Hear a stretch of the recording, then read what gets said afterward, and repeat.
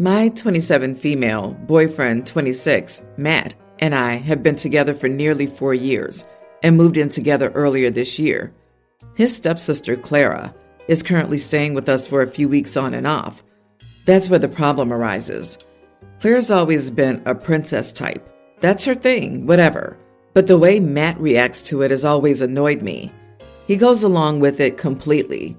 He's her doormat from the moment she arrives until the second she leaves. I always figured that's his choice and his business, so I never said anything about it. But since she's been staying, it's really been bothering me. He carries her things like a pack mule, runs around every morning trying to get her breakfast she wants, makes reservations at restaurants he hates just because she likes them, and gives her free use of his credit cards to buy whatever she wants. There are other things, but these are the type of things. I feel so awkward when he fawns over her like that. I've spoken to him about how he acts around her, and his excuse is always, "What am I supposed to do? That's how she is." I asked him if he didn't find it inconsiderate and annoying, and he said no. I don't believe him. I don't believe he understands that how she acts is inconsiderate. So I tried an experiment. I started acting like her. Last week, the last day she was here, I said I wanted fresh fruit for breakfast. When Matt didn't say anything, I asked if he'd go get some, which he did. I didn't even offer to pay when we went out for lunch. When we went running errands after lunch, I made him drive 30 minutes to the next town over to go to a particular shopping center, and I took longer than usual to choose products. I also made him drive home. I could see he was a bit annoyed with me, but he didn't say anything. Later, I suggested we order takeout instead of cooking, and when he said okay, I asked to order on his app. Clara got home after we ate, and Matt spent most of the evening playing video games with her because he was clearly upset with me by this time. After she went to bed, Matt confronted me, asking if I was okay because I had been acting odd all day. He said I'd been treating him like he works for me, which he didn't appreciate, but we should talk through it if I was stressed or upset. I told him I had spent one day treating him exactly how his sister does, and he hated it. So he can't say he doesn't notice how she is.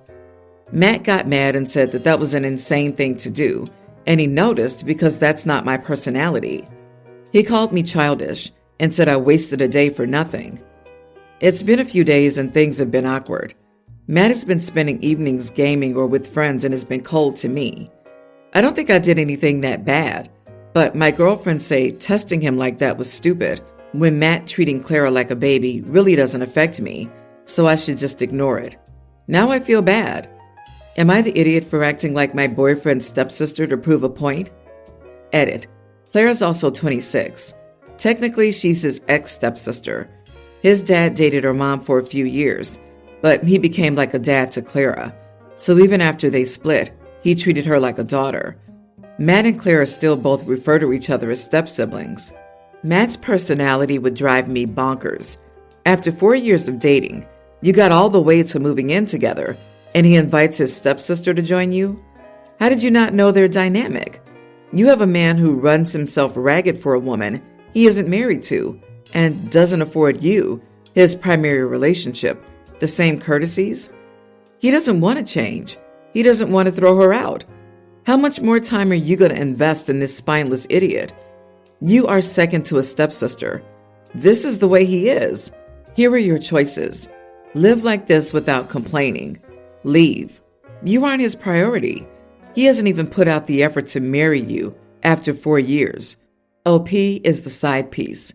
That man is so obviously in love with his stepsister. She isn't an appropriate choice, so he has a girlfriend as well, which makes it less obvious.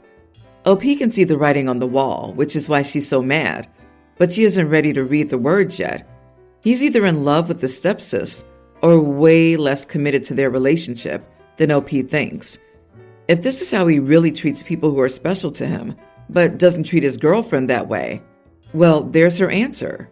Look at the edit. The parents aren't even still married. Only 5 years. OP, what the actual heck? There's no natural reason for him to be acting like this. It's not like he grew up with her and treated her like this as a younger sister. There's only one reason men act like this. Girl, you need to wake up. I'm really close to my BFF, Eve. We're practically attached at the hip, and words cannot explain how much she means to me. We've been friends for 15 plus years and always will be. I met my current boyfriend a year ago, and I really love him. I could see 100 amazing things about him. I really appreciate that we have similar thoughts on friendship. He's talked about how platonic relationships aren't lesser than romantic relationships, and how much his best friend means to him. I love his best friend, and his dynamic is super cute. My boyfriend is different from Eve. He's really fundamentally a good person. It's rare to find, but true. Eve always has her bad side, but I love her no matter what. She slept with my ex-boyfriend in high school for multiple years. She wanted to tell me, but he kept saying I would never speak to them again, so she got scared and didn't. I was upset, but I forgave her because I love her. She's like my sister, and I knew our friendship wouldn't die there. I told my boyfriend this story, but I left out that it was Eve. Later, we were drinking with his BFF, and I confessed it was her. They were both shocked after that, and my boyfriend was never the same around her. He wasn't rude, but he wasn't friendly either. He never said anything, but I could tell he didn't like her. I have access to his phone, so I went to his messages and typed in Eve to see what came up, what he was saying about her. I know I shouldn't have, but I was beyond curious, and he said before that he didn't really mind me looking through his phone. But the messages were just full of him crap-talking her with his best friend. He was saying that he feels bad for me, like Eve is the worst friend you can have. Who would sleep with someone's boyfriend for years? And she gives me bad vibes. It was just full of him trash-talking her. He also said she thinks the problem was the toxic boy, but the problem is also her toxic friend, so she should have thrown them both out. Was I angry and horrified and upset? I was crying and showed him the text and said I can't believe he would say that about Eve. She's like my sister, and he's crap-talking her. I just went off on him and started crying and yelling, and it was horrible. I just don't get how we can blame her for things I forgave her for, and how we can talk about her like that. Eve is amazing. Am I the idiot, or did he cross a line with what he said about her? I'm just horrified because he should love my BFF as much as he loves me, but he clearly doesn't. OMG, are you serious? This guy is way too good for you. Don't you see that he made these comments because he loves you and he hates that she hurt you this way? This brings me to my next question. How on earth could you bring yourself to forgive her? She slept with your ex-boyfriend not just once, but for years, behind your back, and you've actually moved past that? How? Are you really that lacking in your self-worth that you would actually accept someone as deceitful as this, as a best friend? You are the idiot. He has more self-worth for you than you do. OP is very deeply and unhealthily enmeshed with Eve. This is how 14-year-olds talk about their best friends. For them, it's kind of normal because they haven't fully developed a sense of self and lack the emotional maturity to navigate being close to someone while still being two separate people. OP's been stuck in her emotional development for a while, at least since she found out about Eve betraying her like that. Why aren't you sleeping with Eve yet? All of my other boyfriends have slept with her. OP's probably used to her exes loving her friend as much as they love her, and she takes it really personally. Her new boyfriend isn't buying Eve as some amazing friend. My guess is Eve has made moves on him already. Deep down, OP knows she can't trust Eve, but she's so afraid of being alone after another troubled relationship because of her trust issues that Eve herself helped cause, because she's so ride or die with her. Girl, you need a serious wake-up call. Your loyalty to Eve is not just misguided, it's damaging your relationship and showing an unhealthy level of codependency. I'm 28, Jenny's 25, Ron is 23. My sister, Jenny, was a nightmare growing up. She was not pleasant at all and got kicked out of the home at 18. I admit our parents could have handled her better, but she didn't make it easy. They did try to send her to therapy, but it put a huge strain on finances. She wouldn't do the stuff, and my parents stopped doing it. I'm older than her, so she left me alone for the most part. My brother Ron was 2 years younger, and she was a huge bully to him. She made his life a nightmare in the home. It got to the point that he would stay in my college dorm room to get away from her. He only went home after our parents kicked her out. After that, I didn't hear from her for a while. Last year, she reached out and wanted to catch up. Jenny is much better than how she was as a teenager. She reached out to Ron, but he wanted nothing to do with her. I see her once every few months. I'm getting married, and I talked with my brother about what would happen if I invited Jenny. He told me he would not attend, and I understand, so I didn't invite her. I got a call, and she asked me why she wasn't invited to the wedding. She learned about it from my aunt. I told her the real reason was that Ron would not attend if she was present. This started an argument about how I chose Ron over her, and that he was wrong for giving me an ultimatum. It got around to the family, and some are saying that I'm an idiot for this, while others think it's completely fair. Jenny's much better than how she was as a teenager. She hasn't changed that much if she doesn't understand why, if you had to pick, you'd choose Ron as a wedding guest instead of her. And Ron was perfectly within his rights to say he wouldn't attend if Jenny did. I wouldn't want to deal with her under any circumstances if I were him, and I bet Jenny would make quite a scene about it at your wedding, too. Unpopular opinion, you are the idiot. Your siblings are jerks for putting you in this position. That's it. If you don't want her there, fine. But you're only excluding her because he can't handle being an adult for one day. And then she's having a fit instead of apologizing or finding a way to fix her mess. They should both be excluded until they can behave like adults. Why should the victim always have to be the bigger person? Two things are simultaneously true. Everyone deserves the opportunity to change. You also do not have to allow them back into your life once they do. It's completely fair. She was an idiot for years to your brother and is now reaping what she sowed. She clearly caused deep wounds there, so he doesn't want to reconnect. You have a good relationship with your brother and always have. So out of the two of them that you would want to be at your wedding, it would clearly be your brother. Tough luck on her.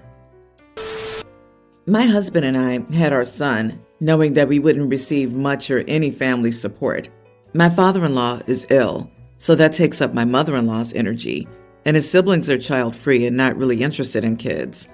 My family lives far away, and I never expected or received any help with babysitting, etc., except on the rare occasions that my parents came out to visit and gave us a date night.